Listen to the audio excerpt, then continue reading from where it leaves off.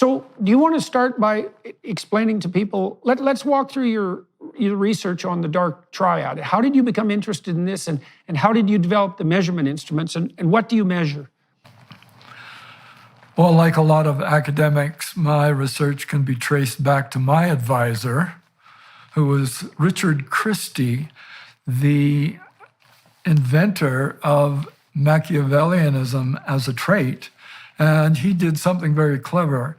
He went into the books of Niccolo Machiavelli, who was an advisor to politicians way back when, and he took the statements, administered them to undergraduate students, and simply asked them, how much do you agree with these statements? Like, you have to get to know important people, and always be prepared for the worst in people. And the amazing thing was the huge variance in the responses. And that's what personality research is all about. We look for and wallow in, relish the fact that people give different answers. And apparently, a lot of people agreed totally with the statements that Machiavelli made in the 1500s. Others were horrified by them. And so that inspired Richard Christie to make a questionnaire. The Mach 4, the most popular version of his questionnaires, was administered to subject pools at his university, Columbia University, and elsewhere.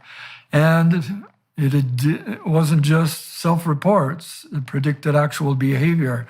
So he could show that people who scored high on the Mach 4 manipulated others in a room, in a laboratory. So they would try to squeeze money out of other people by tricking them, and all of this could be recorded and published. Hence, Richard Christie is forever associated with Machiavellianism. So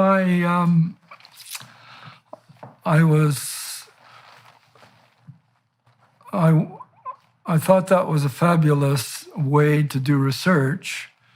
I moved on then and took a real job at the University of British Columbia and met up there with Bob Hare, sort of the emperor of research on psychopathy, another aversive trait. And of course, he has done it all, but what he didn't do was compare it to Machiavellianism. And I've also done some research separately on narcissism, which captured attention of researchers in the 1980s, because it seems to resonate. Everybody knows narcissists, people who want a lot of attention and think they are superior to everyone else. Everyone can resonate to knowing such people. So we have 3 personality variables. Then when the student, Kevin Williams, came along, and typically in my career, I go with what the students want to do, we decided to figure out whether there were more. Are there more aversive personalities? So we searched the literature, and we did as much as we could back then, early 2000s, to cover all the literature and see if there were more personalities that were at the level of narcissism, Machiavellianism, and psychopathy. We called them the Dark Triad because they seem to dominate the literature. There are already hundreds of studies on each one of those. The unfortunate results, fortunate in the long run, I suppose, is that the literature's overlapped so much, you could barely tell the difference.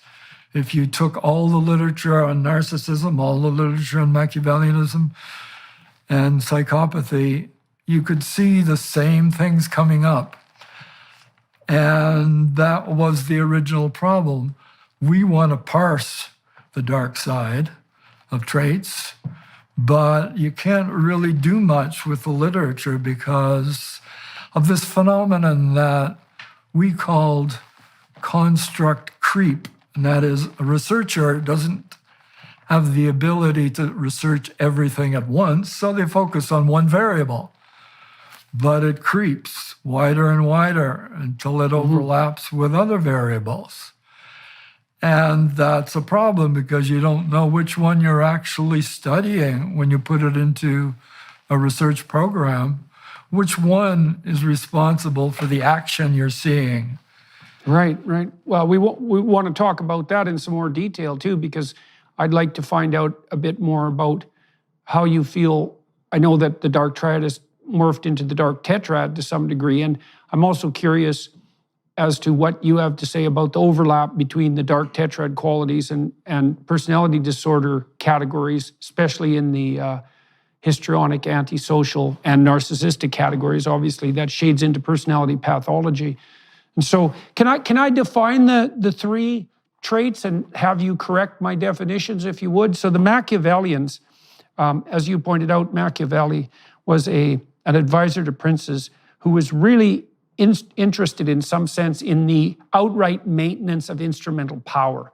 I wouldn't say he was driven by any intrinsic ethic. It was Machiavelli gave advices to princes who wanted to maintain their position by hook or by crook, let's say. So Machiavellians are willing to use manipulation to obtain their personal ends. And narcissists seem to be driven by a high desire to obtain unearned status from others. And the most important thing for them is not status in relationship to competence, let's say, or in relationship to performance, but just in status for its own sake. And then the psychopaths, I spent a lot of time looking at Hare's research and thinking about it in relationship to the big five. Psychopaths seem to be something approximating parasitical predators. And so they're very, very low in agreeableness, and that makes them callous and non-empathetic. And then they also seem to be very low in conscientiousness. That seems to accord reasonably well with the two factors of the psychopathy scale. And so a real psychopath is someone who is willing to take what you have, let's say, and use it, and that might be the predatory aspect, and also to live off the earnings and efforts of others, and that's also an element of criminal behavior. And so you're looking at the nexus of all three of those, Machiavellianism, narcissism, and psychopathy. And recently, you and other researchers have added, I think this is so interesting because I think it was a real lack, you added sadism to that, which is positive delight and pleasure taken in the suffering of others. And so can you expand at all upon the definitions of Machiavellianism, narcissism, and psychopathy? And we could segue into sadism. Yeah, I agree with all of your definitions, although what we did was spend a lot of time trying to find what's different among each of the characters and what the overlap is. Why is it that the literatures and the measures that were available always overlapped to a dangerous degree in trying to understand what's going on? So the key thing for psychopaths, in our opinion, is impulsivity and sensation seeking, which is what gets them into trouble. They may not have worse motives than the others, but they can't help it. That's why they, at the extreme levels, spend their lives in prison. They can't help responding to temptation. Whatever the temptation is, they go for it, and often they get what they want right away, and they keep on doing it until they get caught, and they don't seem to learn from it. So that answers just a qualification to the definition of psychopath. Now, what's underlying it, we think, is callousness for all of them.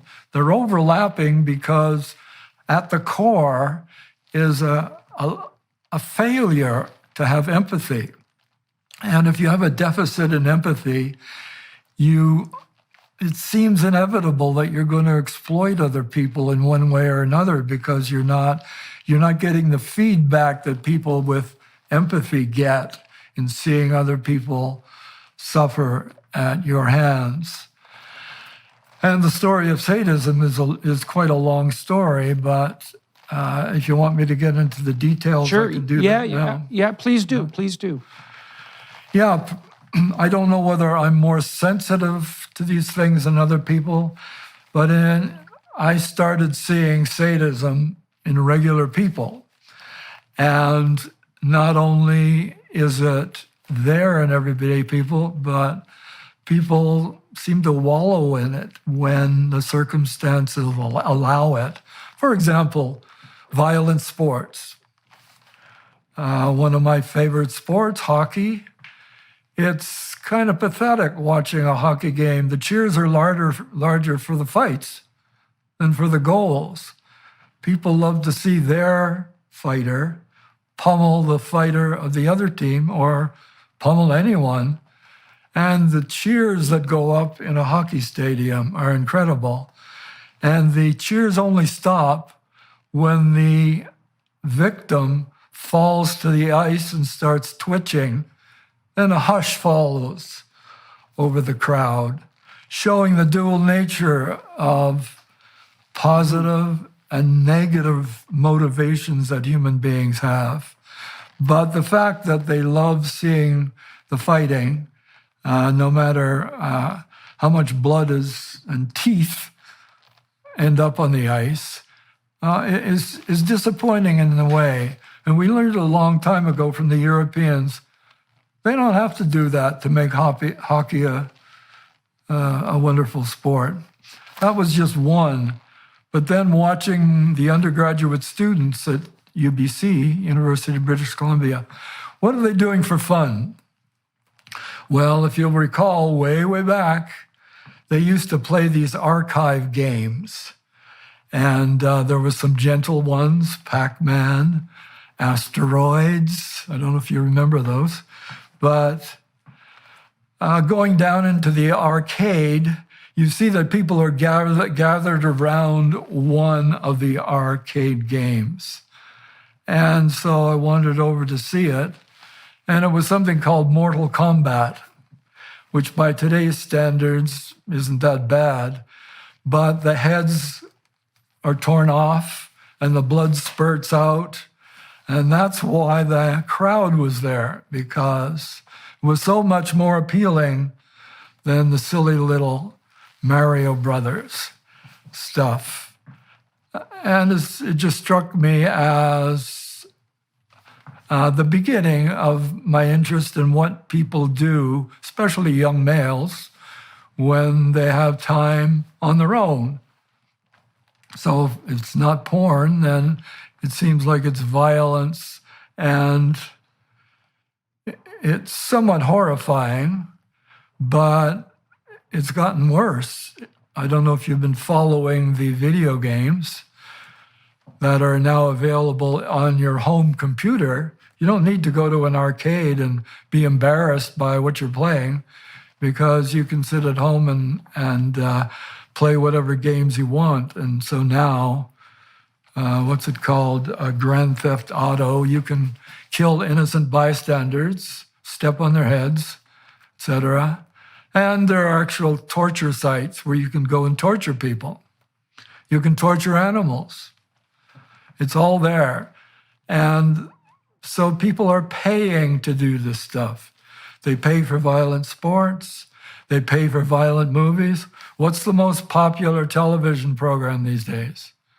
It's called Game of Thrones, and it's the most sadistic kind of television program that you've ever seen.